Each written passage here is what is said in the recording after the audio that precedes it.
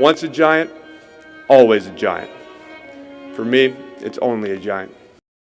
What's going on YouTube, Diggy546? This video is going to be me basically analyzing the idea of us trading back in the first round. There are a ton of prospects that I think are worth trading back for. We're going to have access. I have the big board up here. You got to think that these guys up here are going to be gone. Trevor Lawrence, Penei Sewell, Kyle Pitts. Waddle may be there. Ja'Marr Chase will probably be gone. This board isn't really updated, I guess, for injury. Caleb Farley is really high. Micah Parsons may be there. Kwity Paye should be there. But if we're looking to trade back, that probably means one thing. First off, that Penei Sewell, Kyle Pitts, Ja'Marr Chase, maybe even Micah Parsons, a lot of our premium options that we feel are premium guys aren't there. I'm not a fan of taking Elijah Vera Tucker at 11. I'm really not. Devontae Smith is an option there. I would really look hard at taking Devontae Smith. But if we want an edge rusher, or if we want even an offensive lineman, preferably a tackle, if we're looking for that, I think that trading back makes perfect sense. I think that the value for edge is definitely there. As you start to get to Jalen Phillips at 15, Azeez Ojulari at 19, and of course this isn't draft slots. This is the big board. This is pretty much the area of where these players are projected to go. Jalen Phillips is a trade back candidate. Azeez Ojulari is a trade back candidate. Rashad Bateman is a trade back candidate. J.C. Horn is going to go higher than expected. He would have been a possible trade back candidate.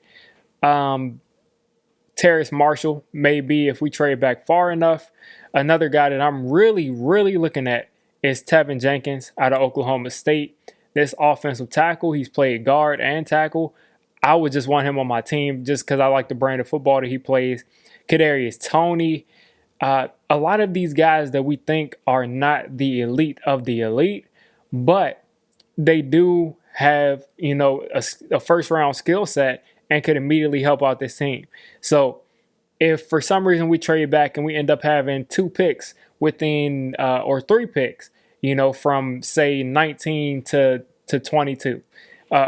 Let's say that we trade with the Dolphins for some reason. They want to trade up from 18. I think that's their slot. Say we go back to 18 and then we get their 20-something overall pick this year. And that's just pretty much all they do. They offer their 18th, and they offer their 24th, and we give up our 11th pick. If they were to do that, or even if they were to offer their, we were to move to 18 and they would offer their 2nd round pick, I saw this on Twitter, I would accept both trades because we're getting a pick at 18, which means we're probably going to be able to get a Rashad Bateman and Azeez Ojulari, worst case scenario, Owusu Koromoa, a Greg Newsome at corner, maybe an Elijah Vera Tucker, a Jalen Phillips, a Christian Barmore, Terrace Marshall, a ton of guys that are going to be there at 18. There's only so many picks that we have that can be made. So there's going to be a ton of talent who I think are just on the cusp of the elite talent in this draft that are going to be available at 18.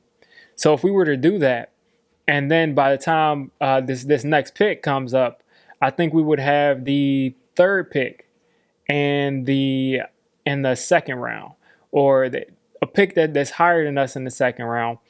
And we will be able to look at basically the back end of the first round kind of talent. So you're at right around the 30. So we can look at Landon Dickerson. We can hope that a Tevin Jenkins falls. We can hope that if we want Rousseau, I'm not a fan of Rousseau, but if he falls to the 2nd round, he's probably an option for them. Rondale Moore, Diami Brown, I wouldn't take him that high. I probably would take him with the next 2nd round pick. But in Eichenberg, Jason Owe is someone who's probably going to go higher than he needs to. But, and I don't know how Pat Freiermuth got all the way down to 43, but there are a ton of ways we can go if we have 2 picks within the top, 10 picks of the 2nd round, because we keep our own pick. We get at that extra pick because we only have 6 picks in this entire draft.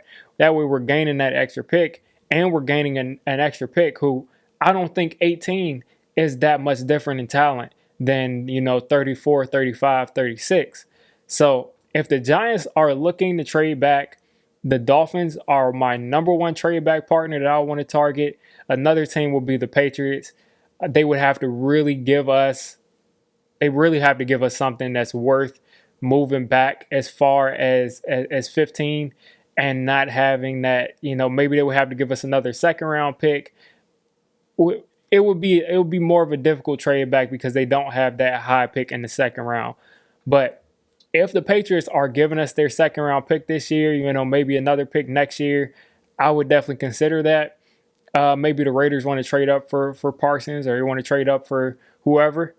I would definitely consider a lot of these trade backs. And I think the value of this draft, it really says, the value of this draft right now is we're either going to get a Rashawn Slater or one of these two wide receivers. And I'm thinking that, or maybe Michael Parsons.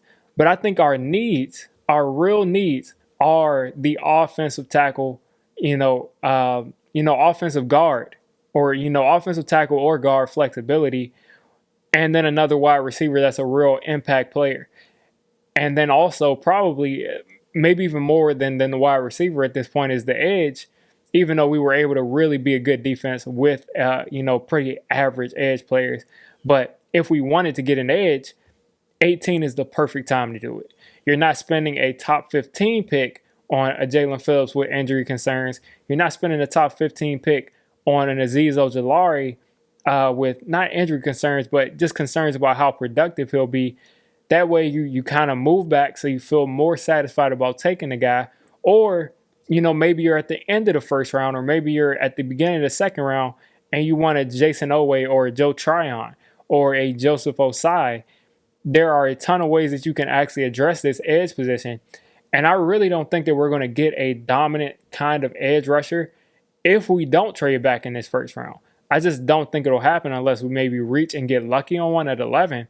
But I think our best bet of getting the edge, imagine if we have that 18th pick, again, top of the second round pick, and our own pick, we can legitimately get 3 starters right there, that edge player, that offensive lineman, and that wide receiver. And I really wouldn't care what order it is in.